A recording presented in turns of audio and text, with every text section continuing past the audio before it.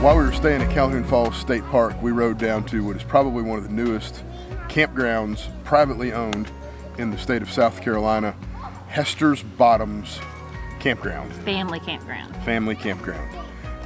It's actually an old park. Don't know the exact origins of it, but it used to be a Corps of Engineers park on Lake Strom-Thurmond. And it is technically in Mount Carmel, South Carolina. It has 39 RV sites with 50, 30, 20 amp.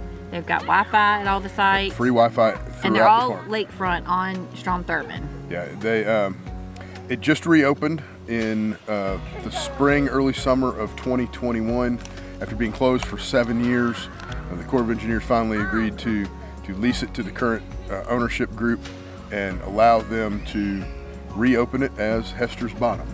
And they have done a ton of work. The website and the brochure all say opened in 2021, but they have been busting their behinds to get this open. The sites are beautiful. The sites are huge. They're big. That's one of the things that amazed us as we rode through was the size of the sites and how spread out they are.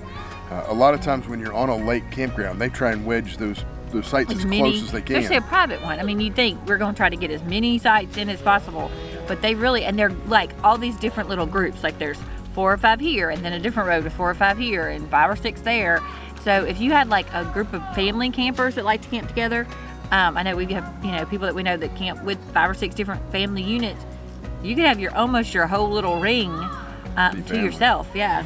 And a lot of them are pull through. I would say probably close to half of them are roughly pull through, and the pull throughs are massive, so you can have lots of cars. So if you're one of those folks that has a big fifth wheel with a lot of family that comes and stays with you, there's plenty of place for cars, boats, boat trailers, and the like. One thing that I did notice, and it was full, it was Independence Day weekend, so there wasn't really an opportunity for us to walk out in any empty sites. It looks like most of them, while they're waterfront, do have grasses and various greenery on the shore. So it's not probably really conducive to swimming right now. But they do have their own beach. They have boat docks and boat ramps.